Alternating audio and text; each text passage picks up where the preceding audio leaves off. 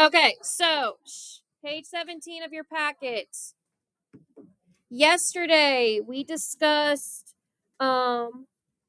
solids of revolution, and we also discussed so we discussed like what 2D figures when they rotate on its side would make a 3D figure, and then we talked about how to find the volume of those figures. So just to recap, what 3D shape did a rectangle make when rotated around an axis? A cylinder, good. What did a triangle make? Cone, good. All right. So those are the two main ones that you need to know, especially for your test. You know, a rectangle makes a cylinder when it's rotated. A triangle makes a cone. You need to know how to find the volume of both. All right. So those formulas, remember, I'll let you use the formula sheet on the test, but pretty easy to remember. Cylinder is pi r squared h. Cone is pretty much the exact same thing. You just add a 1/3 to it. All right. So today we're going to be doing more with volume and surface areas. That's where that formula sheet's going to come in handy. So again, I recommend you have that bad boy out because we're going to be referencing it a lot today. All right. That blue formula sheet I gave you guys yesterday. All right. Was anyone not here yesterday? I'm pretty sure everyone in this room was here yesterday. Okay. All right. So we're going to deal with so we're going to be talking about volume and surface area, and then we're also going to be talking about density. All right, so that's the last part of this section. Now, we're not just going to be just taking volume and surface area. This is Math 3. You guys have been doing that since middle school. So we're going to actually put a little bit more effort into it. All right. So first off, we're actually going to look at what happens when we multiply a number or a scale factor to the different sides of a rectangular prism or a cylinder or whatever, and how that affects its surface area and volume. All right. So we're going to start with a very easy one, which is a rectangular prism.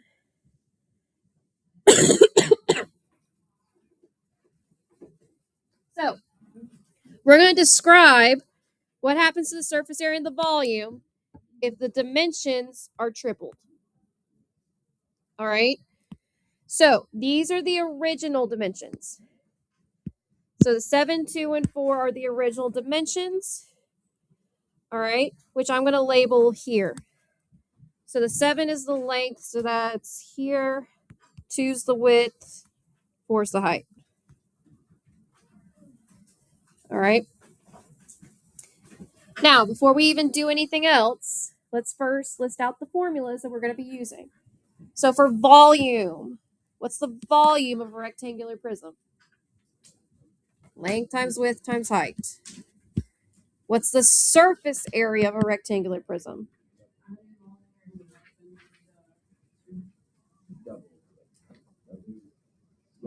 So it's essentially you take the area of all three rectangles that's made, so like, and then you multiply it by 2 because there's 2 versions of them. So you would do twice the length times width plus twice the width times height plus twice the length times height. All right. So that covers, you're basically taking the area of all 6 faces and adding them together. That's all the surface area is.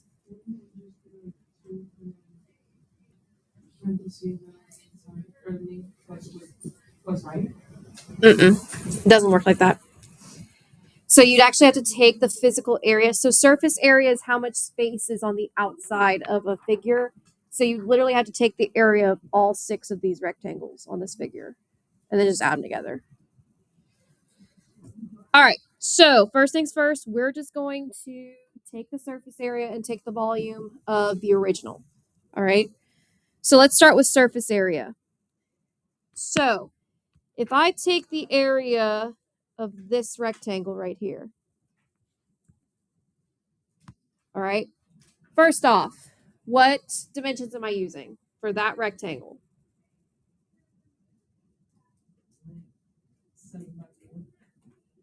7, it's a 7 by 4 because there's a 4 right here. All right. So what's 7 times 4? It's 28. So we first off start with 2 times 28 because I'll cover that rectangle and this rectangle. All right, because it's the same size rectangle, still a 7 by 4. What about this rectangle? What's the area of that rectangle? Hold on. The thing froze again.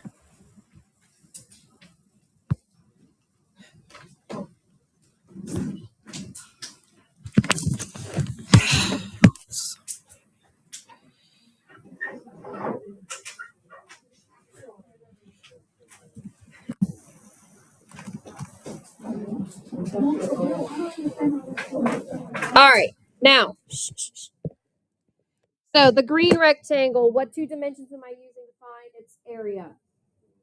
4 and 2, so that would be what? 8. So we get 2 times 8 because I'll cover that green rectangle and then this green rectangle that covers those 2 areas. And then lastly, this rectangle up here. All right, what's the area of that blue rectangle? It's 14, but which dimensions did you use? 7 and 2. So this will be 2 times 14 because that covers that blue rectangle and this blue rectangle. And that's essentially what you would do for surface area. Now we just got to finish it up. So 2 times 28, that's 56, plus 16, plus 28. So add those together, what do you get? So you guys got calculators in front of you, use them. It's what? It's what? It's literally 100? Okay. So it's 100 units squared. All right. So that's the surface area. Now, the volume, very easy. We just do our length times our width times our height. So we're just going to do 7 times 2 times 4.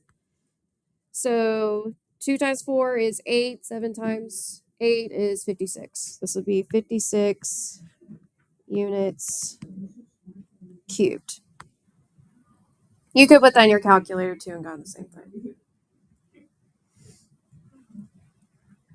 All right. Now, these are our originals. So this is our original surface area and volume. Now, I want to triple my dimensions. Okay? So if I triple my dimensions, what am I doing to the dimensions? So the length, the width, and the height, if I want to triple those 3 dimensions, what do I have to do to them? Multiply by 3. So I'm going to multiply all 3 of these dimensions by 3. So my new dimensions are 21, 6, and 12. And I'm going to label them here. So the 7 becomes 21, the 2 becomes 6, and the 4 becomes 12.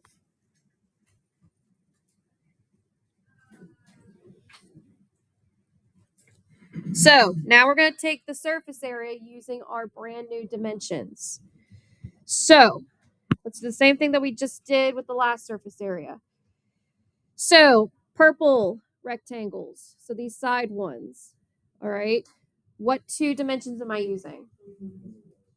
21 and 12. So I'm doing 21 times 12, which is what? You guys have to have calculators, use them.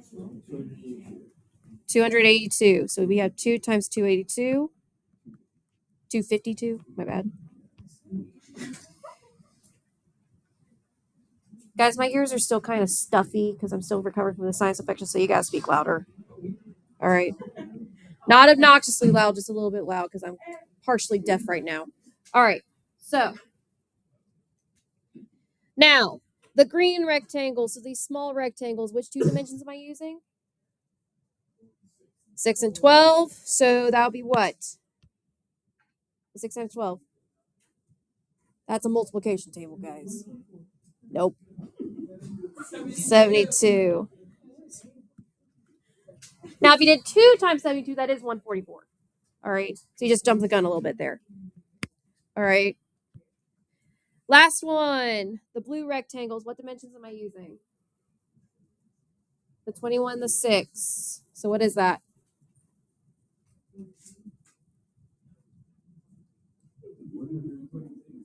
126.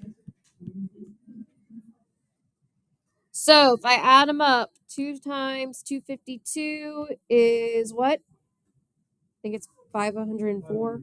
Yeah. So 54 plus 144 plus. It's definitely not 900.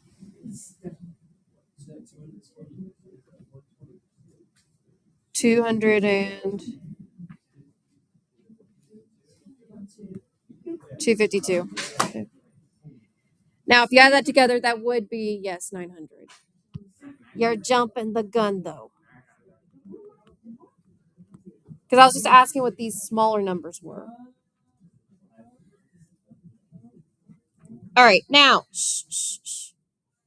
volume. We just got to do 21 times 6 times 12, which is what? 1,512 units cubed.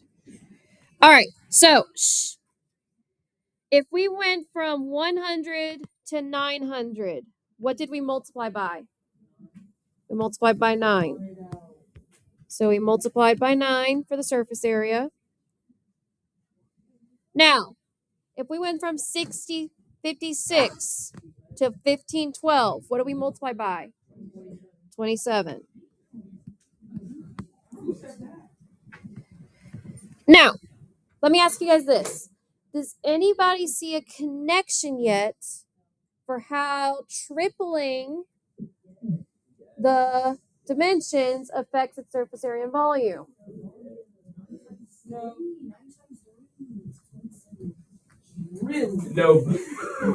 Well, think about it in terms of 3. How does 9 relate to 3? How does 9 relate to 3? 3 times 3 or 3 squared. What about 27? How does that relate to 3? It's 3 cubed. So keep that in mind. So just think 9 is 3 squared. 27 is 3 cubed. So keep that in mind. All right.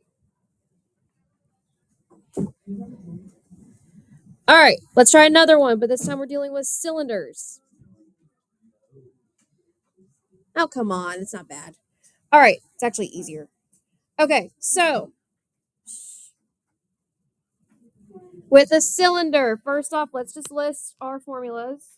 So surface area, what is it? It says it on your formula sheet.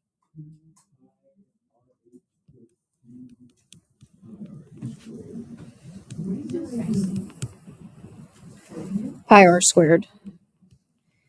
So guys, essentially what the surface area is that it is this is the formula for the surface area of a cylinder. It's on your formula sheet. It's basically the area of both circles. So pi r squared is the area of one circle, so it covers both of these circles. And then the 2 pi r h covers the wraparound. All right.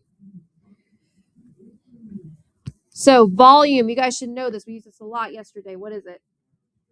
Pi r squared h. Good. So they want us to find the effect of the surface area and volume if the radius and height are cut in half. So if I cut them in half, that's the same thing as doing what? Dividing them by 2. Okay.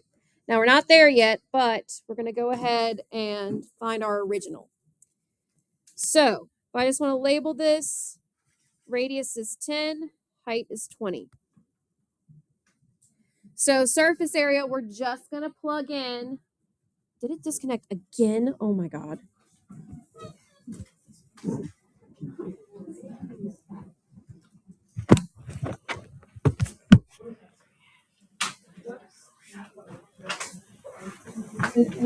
Y'all, I'm about to have a crash out and it's not even lunchtime yet.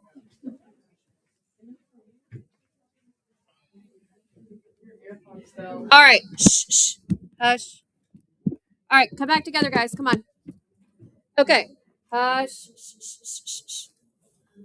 So, surface area. We're just going to put the R's and H's in the formula wherever it needs to be. So this will be 2 pi times radius, which is 10 times 20 plus 2 pi and then 10 squared. Well, we're just going to do it in terms of pi like we did yesterday. So first off, we're going to simplify the stuff that's around the plus first. So what's 10 times 20? 200 times 2. So this would be 400 pi plus, what's 10 squared? 100 times 2? 200. So this would be 200 pi. And remember what I said yesterday. If both are in terms of pi, it's like combining like terms. You just have to add 400 and 600, 400 and 200, slap a pi on at the end. So what is it? 600 what? Pi. Units squared. All right. Now, we'll get an approximate in a second. All right. Volume. Pi r squared h. So we're just going to plug in pi times 10 squared times 20. What's 10 squared? 100. What's 100 times 20? 2,000. So this will be 2,000 pi units cubed. All right. Now, again, this is our original. So they want us to cut our dimensions in half. So what am I going to do? Divide them by 2. So my new dimensions, my radius is now what? 5. My height's now what? 10. So this is now 10. This is now 5. So we're going to do the same thing again. Take the surface area and the volume, but using our new dimensions. So I got 2 pi times 5 times 10 plus 2 pi times 5 squared. All right, what's 5 times 10? 50 times 2. So this is 100 pi plus, what's 5 squared? 25 times 2. 50. So this is 50 pi. So what's 100 pi plus 50 pi? 150 pi. Units squared. Yes, sir. Okay, 5 times 10 is 50. Times 2 is 100. So 100 pi. 5 squared is 25. Times 2 is 50. So 50 pi. And then remember, if they're both in terms of pi, it's basically just combined like terms. So you just got to add the 100 and the 50, slap pi on at the end. All right. Then volume. So I have pi times 5 squared times 10. What's 5 squared? 25. 25 times 10. 250. So this would be 250 pi. Units squared. Cube, sorry. All right. So here's my question to you. What did we end up multiplying by to get from 600 to 150? 1/4. How'd you get that? You just do 600 pi divided by 150 pi. So you would multiply it by 1/4 because we essentially did what? We divided by 2. All right. So we multiplied by 1/4. Now, what about from 200 pi to 250 pi? You'd multiply by 1/8. So we divided by 8 technically. So we're going to multiply by 1/8. Now, here's my question to you guys. Technically, when we divide by 2, we're multiplying by what? So if you divide by 2, you're technically multiplying by what fraction? 1/2. What's the connection between 1/2 and 1/4?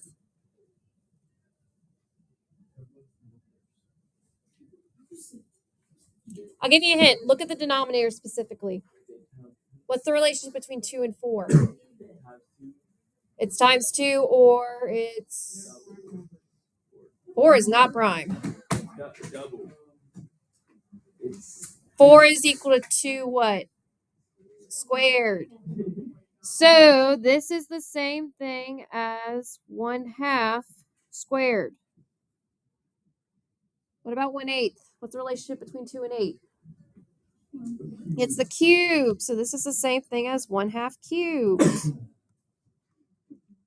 Does that kind of relate to what we did in the last problem? A little bit. Yeah, because if you look, whatever we multiplied our dimensions by, the surface area, we would just times it by whatever that number was squared.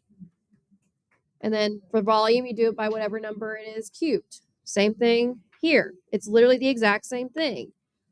I wonder why. Maybe it's a pattern. All right.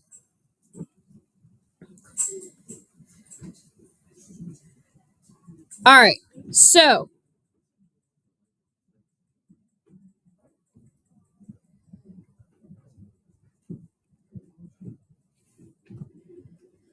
essentially, guys, what the big pattern is, here's the pattern. I would write this down. Whatever the surface area is, if you wanted to find the new surface area, you would take the number you multiplied to the dimensions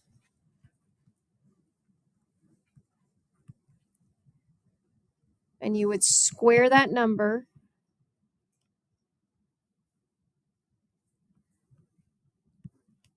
and multiply it to the original surface area.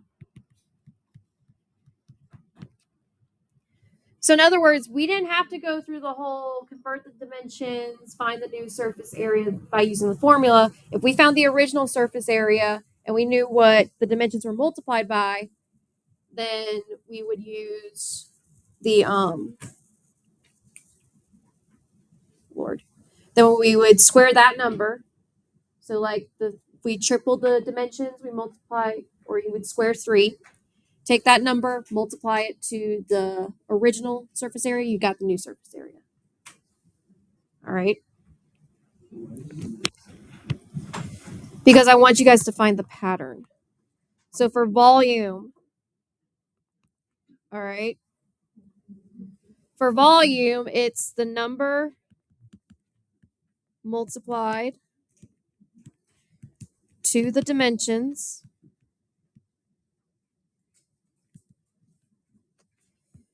You then cube that number and multiply it to the original volume.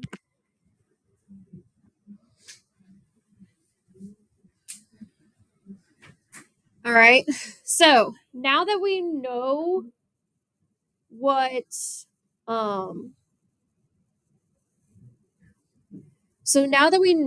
our volume is, all right, and the pattern for volume and surface area, let's see if it holds up in court.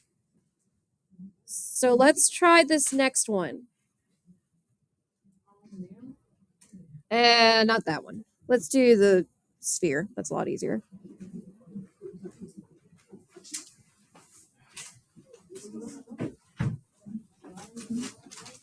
All right. So Let's do the sphere. So surface area and volume of a sphere. We're going to see if we can figure out what it is without actually having to do all the work twice. All right, we should only have to take the surface area and the volume once, and then we'll get the new one without actually having to go through and do the formulas again. So first off, volume, surface area. What's the formula for volume of a sphere? It's on your thing.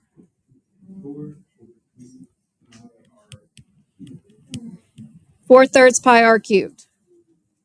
Surface area? 4 pi r squared. All right.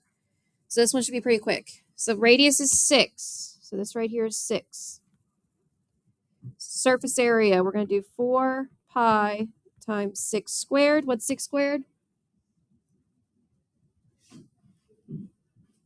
What's 6 squared? 36. 36 times 4?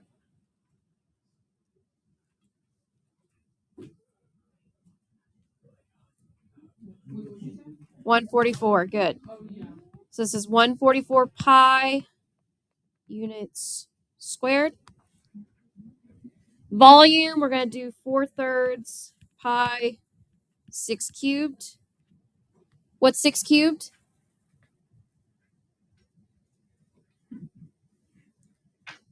You don't know, put in your calculator. What's 6 cubed? 216.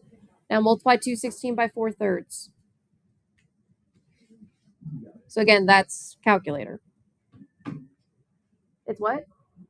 18. So this would be 18 pi units cubed. Now, the dimensions are going to be doubled. So this 6, if we double, we're multiplying by what? 2. So our radius now becomes 12. So without even taking the new surface area and volume using the formulas, what do you think the surface area is going to be multiplied by in the end?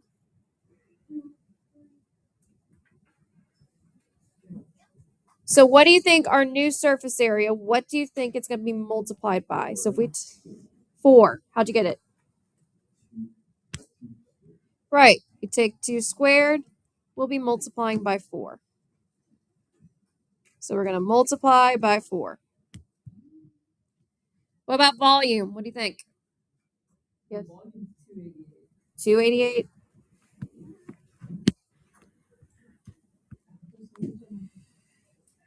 All right, either way, how would I find it? So what would the volume end up being multiplied by in the end? The new one. 8. And how do you know? 2 cubed. So it'd be multiplying by 8. So let's do that. All right. So I'm going to multiply by 4 here. So just do 144 times 4, slap a pi on it at the end. So what's 144 times 4? 510.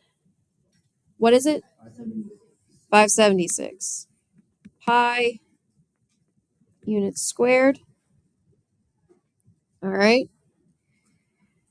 Then we're going to multiply the 288 by 8.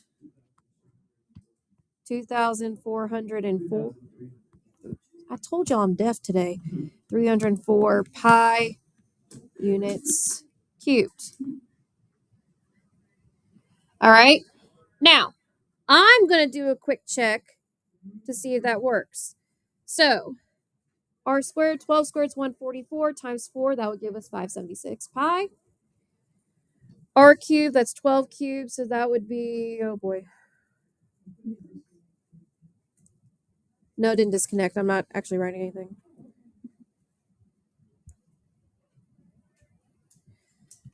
So 12 cubed. You son of a biscuit. Stop. So 12 cubed is 1728 times 4/3. 2304. Good.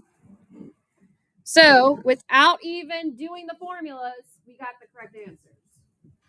All right. So does everyone see what the connection is and how it works? Yes, no, maybe. All right.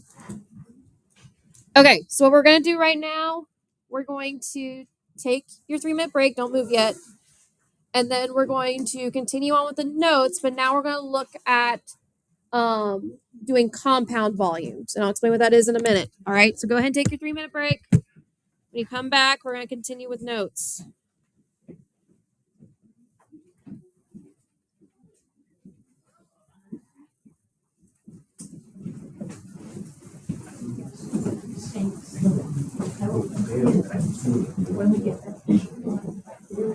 You're literally Asian too. It's Asian Asian, right? Yes.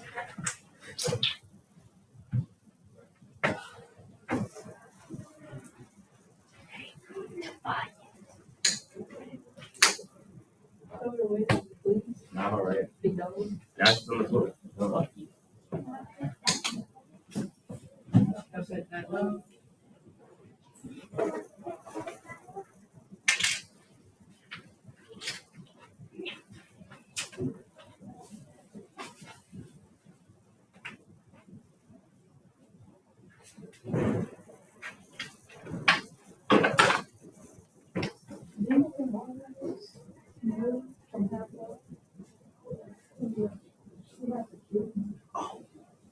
Seems like my kid wasn't a mistake. Thank you.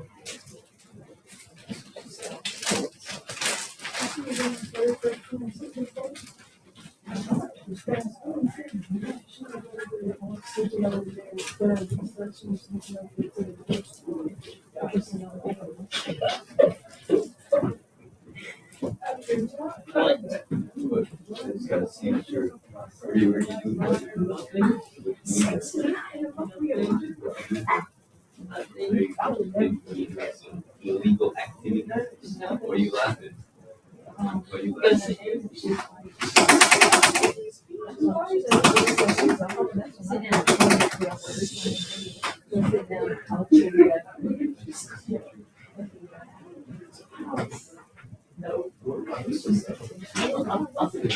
Go sit down. Go sit down. No.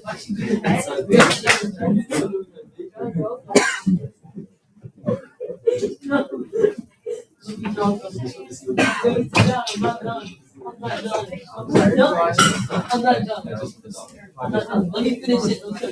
I want. Go sit down. Slice again. Sit down.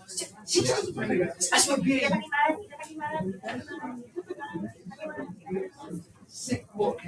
Oh my God. I'll show you after. Paris, Paris, you got Paris. Oh, bet. Remember that. Paris, I need this. Please, Paris, sir, please. Yes, you do. Oh my son. All right, so let's come back together. All right, so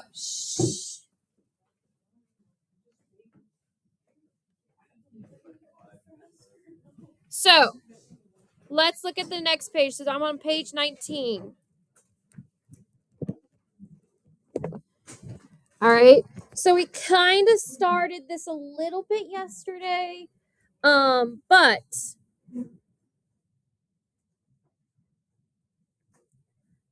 all right, so heads up, guys.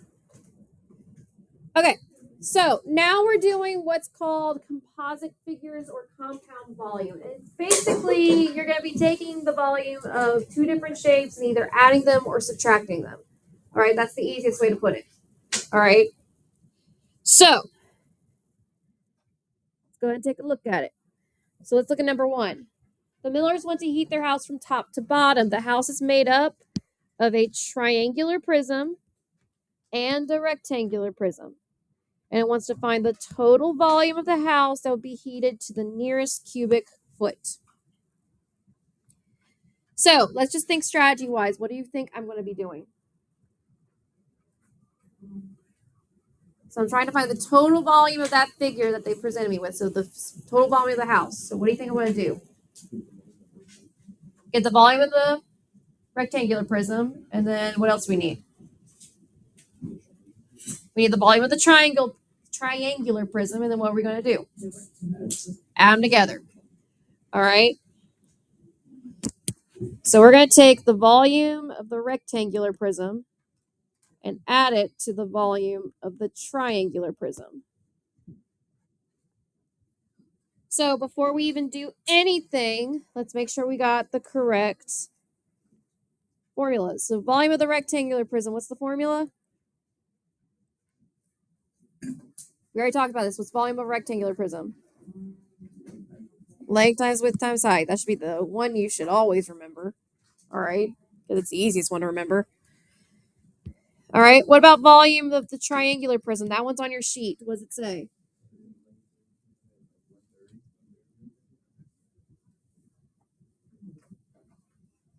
Well, it's actually any prism. So if you look at the bottom, handwritten, it says any prism is equal to big B times height, where big B in this case is the area of the base. So in other words, the area of the triangle. All right. So in reality, what we're going to be doing is base times height of the triangle, and then multiply it again by the height. Okay. I'll explain. You'll see it in a second. All right. So let's start with the easy side. Let's do the rectangular prism. So rectangular prism. So the volume of the rectangular prism, what am I multiplying? So it's length times width times height. What's my length times width and height of that rectangular prism?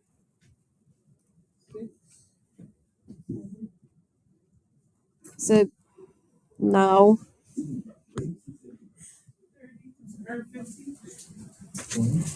So it'd be 30, 50, and 20. All right. So 30 times 50 times 20. All right. So 3 times 5 is 15, times 2 is 30, and then there's 3 zeros total, so it should be 3,000. So 3,000 feet cubed. Then the triangular prism. All right. So the triangular prism is right here.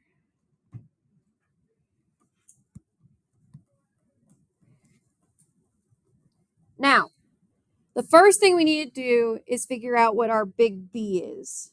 So that's the area of the base of the triangular prism. Well, what's always the base of a triangular prism? It's in the name, the triangle. So we're finding the base of one, or the area of one of these triangles. What's the formula for area of a triangle? Base times height divided by 2. So we're doing base times height divided by 2, because we're finding the area of that triangle. What's the base?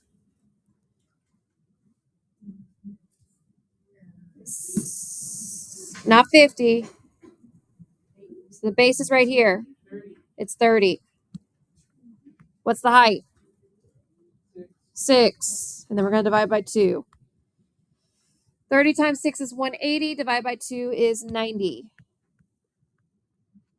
So that's the area of one of the triangles. Now we got our big B, so we can find the volume of the triangle. So we're going to take that 90 and we're going to multiply it by what? So what's the only part of the formula that's left over here? The height, so we're going to multiply it by 6. So 90 times 6 would be what?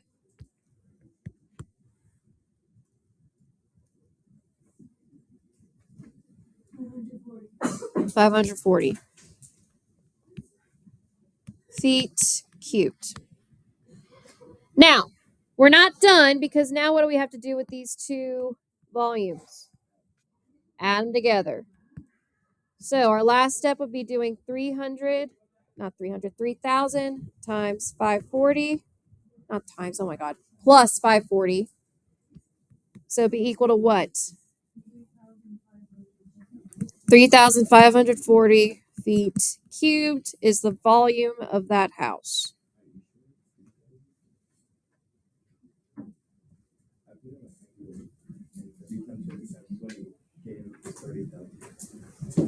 $30,000? Okay.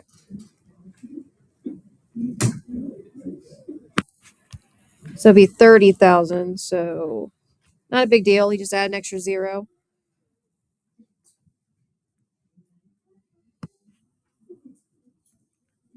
So add another zero plus. So this is 30,540.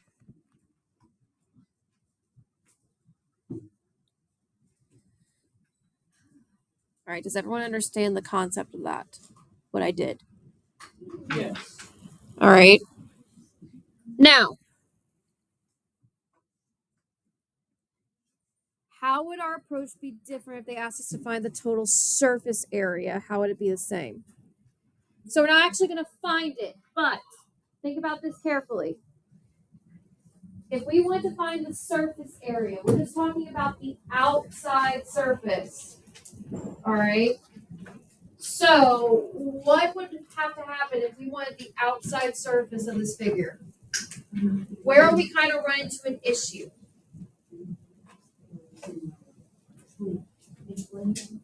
Okay, so let's think about it like this. So you got two, if let's say we broke these two figures apart, all right?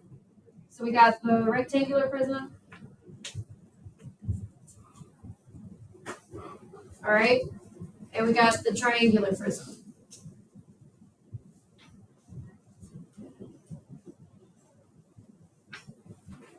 All right, we broke them apart. Now,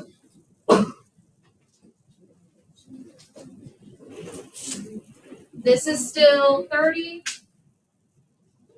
50, and 20.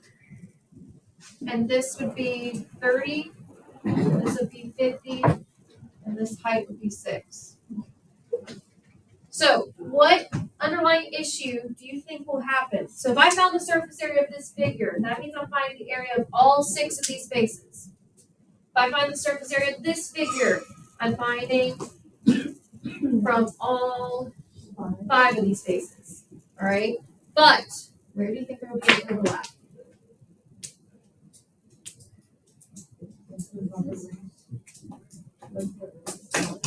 The top of this one, and what about over here? The bottom of the other one.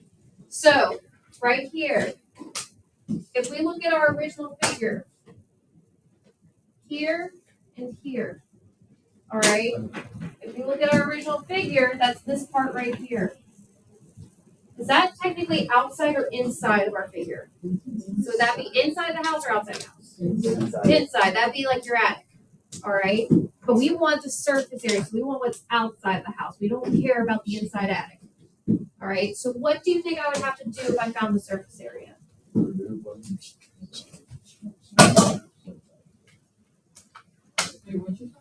What would you do if I had to find the total surface area? So first off, we would obviously take the surface area of the shapes individually and add them together. But then what would we have to do? Take the area of this rectangle, which is the same rectangle, and then do what? Subtract it. All right. So what you would do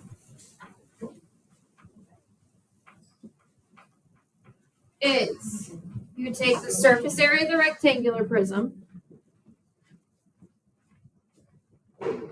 Where the?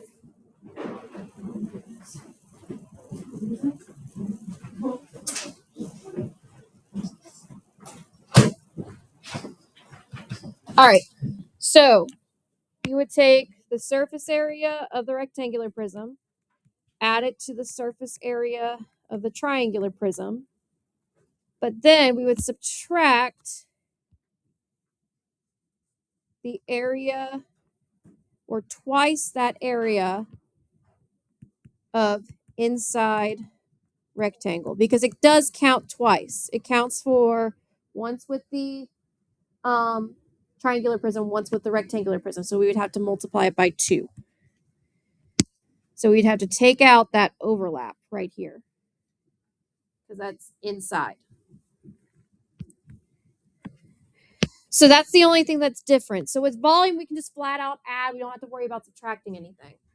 But with surface area, because there is a piece that's now inside, we have to take it out because it's not technically part of our figure's surface area. All right, so we're not going to actually find it. It's just something to think about. All right, any questions on that? All right, let's do a different problem. So we're given a cube with a cone on the inside. All right. So first things first, let's find the volume of the cube. That should be really easy because how do you find the volume of a cube? You take its side and then you not square it, cube it. All right. So what am I cubing? 6. So I'm doing 6 cubed, which is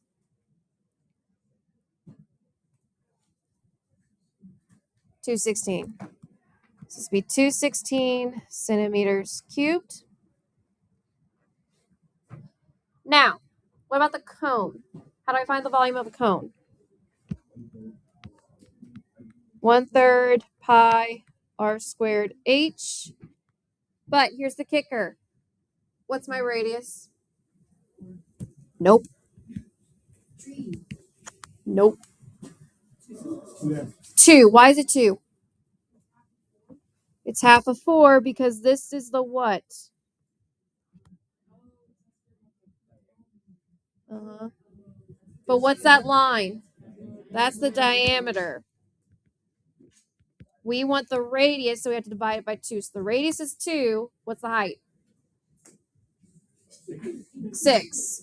We're assuming that it's going from the top of the cube to the very bottom of the cube, so it's still 6.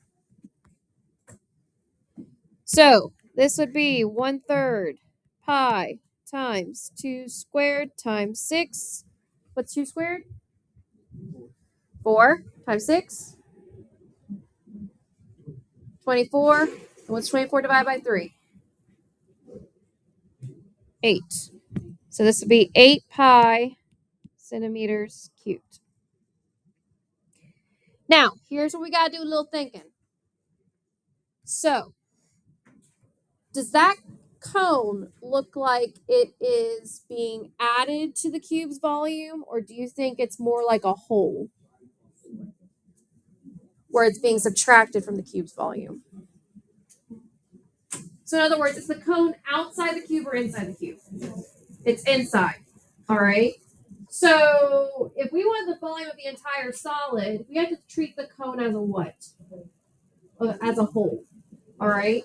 So the cone in this case is a hole. All right, meaning it's empty space. So if I want to find the volume of that entire solid, what would I have to do to those two volumes? 216 minus 8 pi, you'd have to subtract them.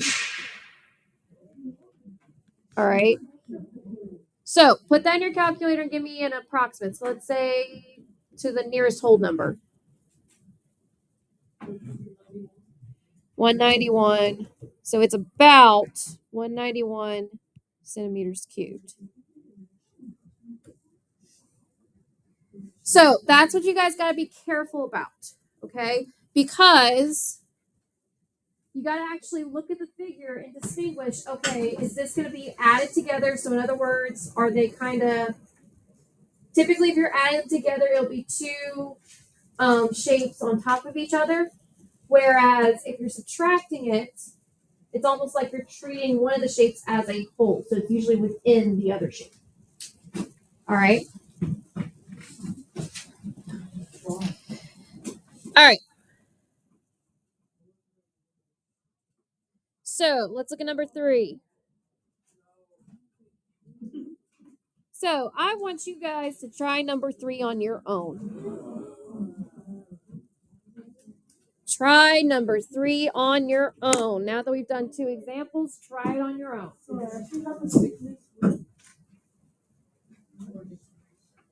Maybe allergic to it, but it's on your test. Practice now. Practice.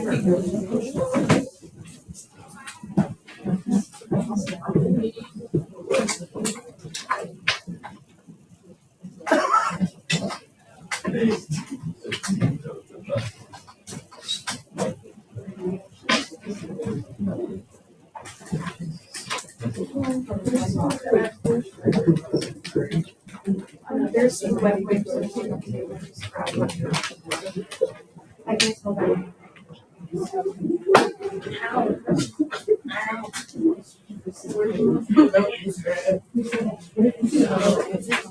All right, guys, come on.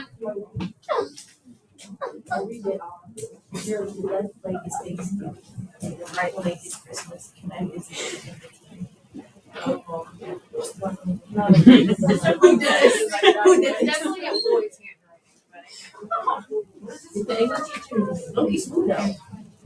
No, not that one. Baby wipes on the bottom. Oh, yeah, they always use their nose for handwriting.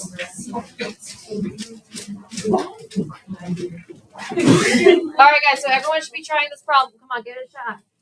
At least get the volume of the individual pieces.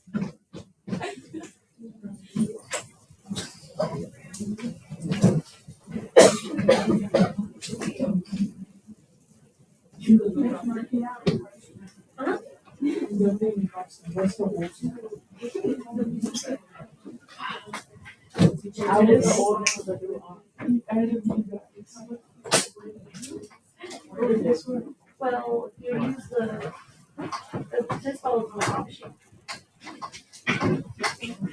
Should I write that birthday back in? Because tomorrow's his birthday. Guys, it's a good idea. Tomorrow's Friday. I'm reading tonight. No.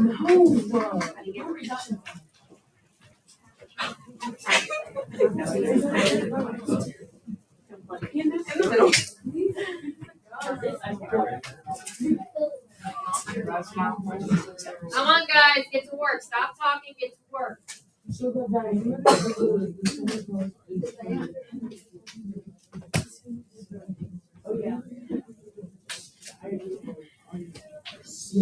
And guys, I'll give you a hint, especially when you get to the volume of the cylinder.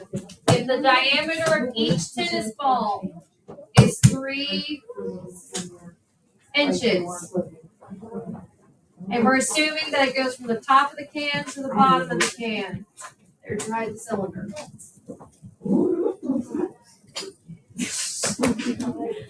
And just remember, diameter can also go this way. I'll give you the radius.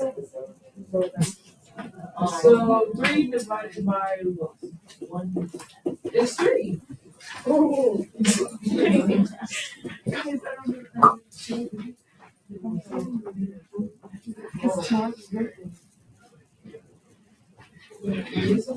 2 more minutes.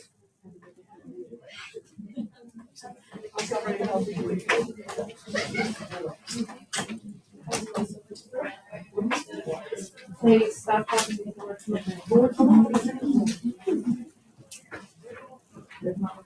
Individual work, come on.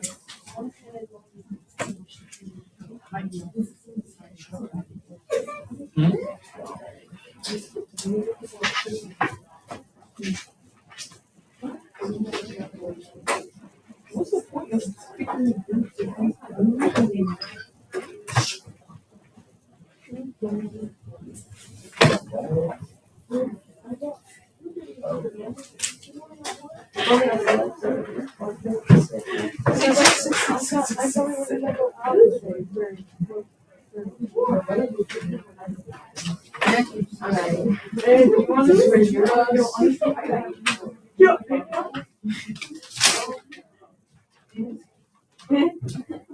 She's not even gonna be here for lunch. They're not gonna be here for lunch. Oh, you got it.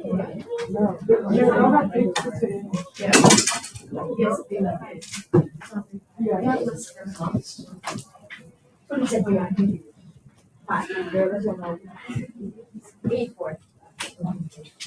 Well,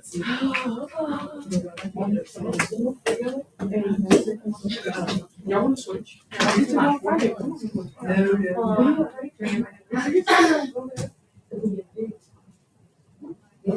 They have to pick Clark. they said that they were serving it should be 3 blocks. 3 hours.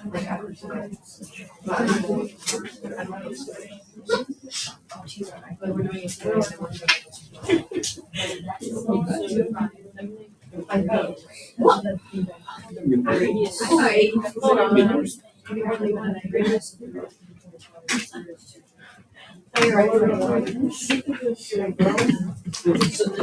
Quit, like, I'm actually quit. But you've been awake the whole time. I didn't know.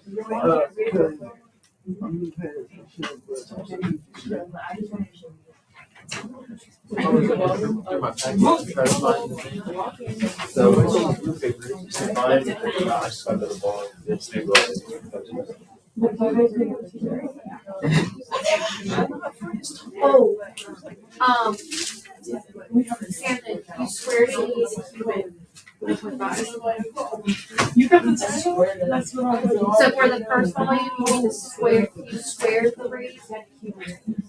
Oh, okay.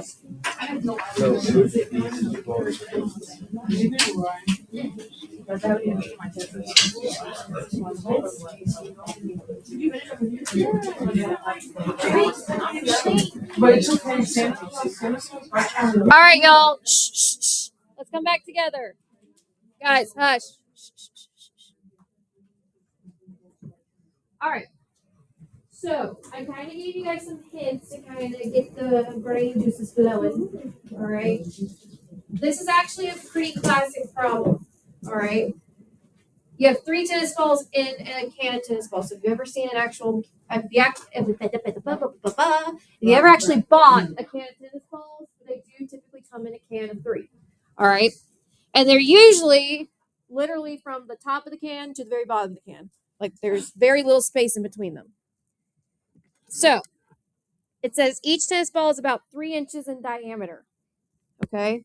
So remember, diameter is from top to bottom of the circle. That'd be 3. And let's do black.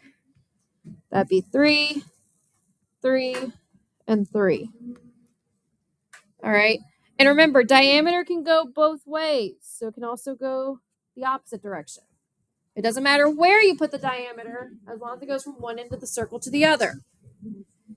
So we want the volume of 1 tennis ball. So someone raise their hand and tell me how I would set this up.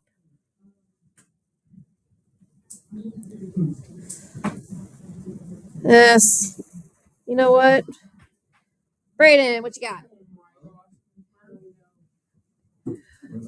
So how do I find the volume of a tennis ball? So 4/3 pi r cubed. Good. Now, what would my radius be for 1 tennis ball? 1.5. So you divide 3 by 2. Your radius should be 1.5. So if I plug that in, I get 4/3 pi times 1.5 cubed. And you can just put that in your calculator. So if you do 1.5 cubed times 4/3, what should you guys get? 4.5. So this is equal to 4.5 inches cubed. That's just for 1 ball. All right. 4.5 pi inches cubed. My bad. And again, it was just a matter of putting these 2 things in your calculator together and slapping a pi on at the end. Now, volume of the cylinder. All right, let's go with Sophia.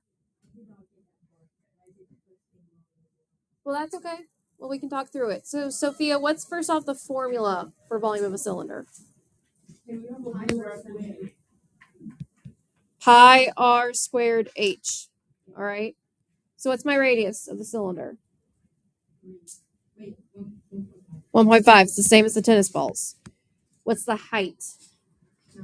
9. Because if you have 3 balls, they're each 3 in diameter.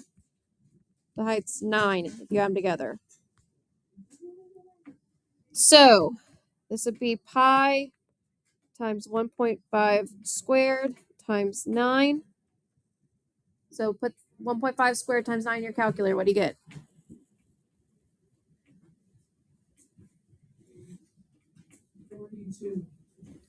So it's 42 pi inches cubed. Is that correct, guys? Wait, maybe not. I think I did something wrong. So 1.5 squared times pi. So that would be times 9, yeah. 20.25. There it is. Okay. I didn't think that was right. All right. So these are my two volumes. Now, think about this carefully. Assume the balls touch the can on the sides, top and bottom. What is the volume of the space not occupied by tennis balls? So, what would be my strategy that you guys think I'm going to do? Let's go with Tyler. So, what strategy do you think I'm going to do to find that total volume of the space that's not occupied by tennis balls? Take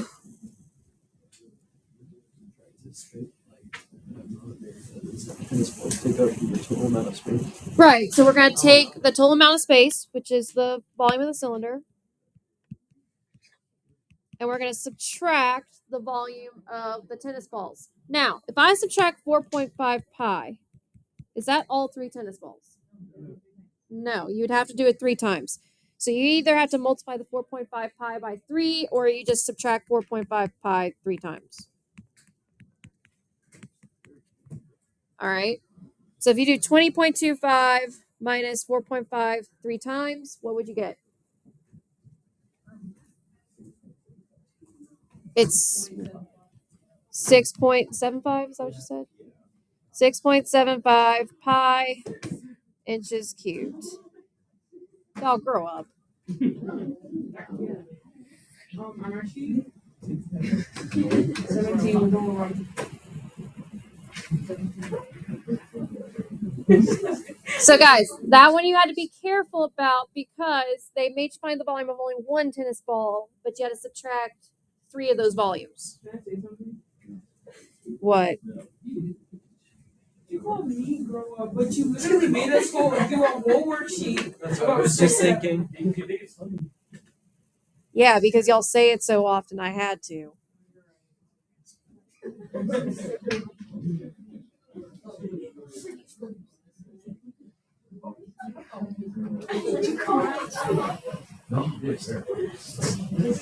All right, so here's what I'm going to do. Shh. Listen, hush.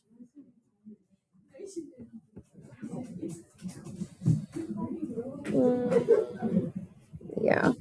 Okay. Test is definitely going to be Monday. All right. So, listen, hush.